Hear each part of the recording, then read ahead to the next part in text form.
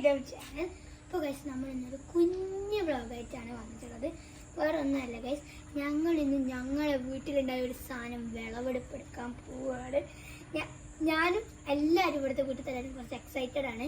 കാരണം ഞങ്ങളുടെ വീട്ടിൽ ആദ്യമായിട്ടാണ് ഈ സംഭവം ഉണ്ടാകുന്നത്. അതിനൊക്കെയാണ് ഇത് ഞങ്ങൾ ഈ ബാക്കിൽ കാണുന്നത് ഞങ്ങൾ ചെറിയൊരു തോട്ടമാണ്, ഞങ്ങൾ ചെറിയൊരു പറമ്പാണ് എന്നൊക്കെ പറയാം. അപ്പോൾ ഞങ്ങൾ കുറേ ചെടിയൊക്കെ ഇതിൽ കുഴിച്ചിട്ടുണ്ട് കേട്ടോ ഗൈസ്. അപ്പോൾ ഞങ്ങളൊക്കെ കാണിച്ചു തരാം. ഫസ്റ്റ് തന്നെ ഇതെന്തോ ഒരു ചെടി, ഇത് എന്തെന്നാ മിറാക്കിൾ ഫ്രൂട്ട്. പിന്നെ എൻ്റെ അമ്മയുടെ സ്വന്തം റോസാപ്പൂവാണിത്. ഇത് എന്തോ ഒരു ചെടിയാണ്. പിന്നെ നമ്മളെ റംബൂട്ടാനൊക്കെ ഉണ്ട് ഗൈസ് അവിടെ. ഇത് ഏതോ ഒരു ചെടി അല്ല, ഇതാണ് മിറാക്കിൾ ഫ്രൂട്ട്. അപ്പൊ ഗൈസ് ഇതാണ് മിറാക്കിൾ ഫ്രൂട്ട്. ഇത് മരമുന്തിരി എന്ന് പറയും. അതാണ് ഗൈസ് മരമുന്തിരി. എനിക്ക് ഇതിനെപ്പറ്റി ഒന്നും അറിയില്ല. അച്ഛൻ അമ്മയും വാങ്ങും കുഴിച്ചിട്ട് ഞാനൊന്നും നോക്കാറില്ല. ഇത് ചാമ്പക്ക. ഇത് ചാമ്പക്ക ഞാൻ പറഞ്ഞ ഇത് ചാമ്പക്കയാണ്. ഒന്ന് മാത്രം എനിക്കറിയാം, ഇതാണ് റംബൂട്ടാൻ. അല്ല, ഇതിന്റെ പേരറിയില്ല. ഇതിന്റെ പേരറിയെങ്കിൽ അതിന്റെ പേരറിയാൻ കമന്റ് ചെയ്താണ്. ചെടി നല്ലൊരു ഫ്രൂട്ടാണ്, നല്ല മധുരമുള്ള ഫ്രൂട്ടാണെന്ന് പറഞ്ഞു. നല്ല മധുരം. ഇത് റംബൂട്ടാൻ. ഇതാണ് റംബൂട്ടാൻ. കാണാൻ അതേപോലെ ഉണ്ട്, ആള് മാറിപ്പോയതാ. ഇനിയാണ് ഗൈസ് നമ്മുടെ സ്പെഷ്യൽ സാധനം വരാൻ പോകുന്നത്. കാണിച്ചാൽ ഞാൻ പറയുന്നില്ല, ചിലപ്പോ നിങ്ങൾക്ക് ഏത് കണ്ടാൽ തന്നെ മനസ്സിലാവും. എന്തായാലും ഞാൻ പറയുന്നില്ല, നിങ്ങൾ തന്നെ കണ്ടോളി. ഒളിഞ്ഞിരിക്കുന്നുണ്ട് ഗൈസ് അവിടെ.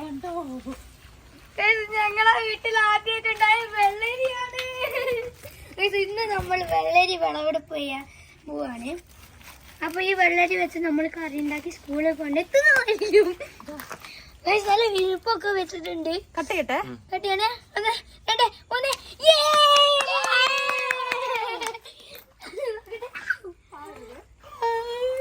ഞങ്ങള് വെള്ളരി ഉണ്ടായി വീട്ടില്. ഞാൻ ആദ്യമായിട്ടാ വെള്ളരി ഉണ്ടാവുന്ന കാണുന്നത്. അതന്നെ, കടയിൽ നിന്ന് നമുക്ക് കിട്ടുന്ന അതേ വലുപ്പമായിട്ടുണ്ട്. ഇത് എനിക്കിഷ്ടമായി.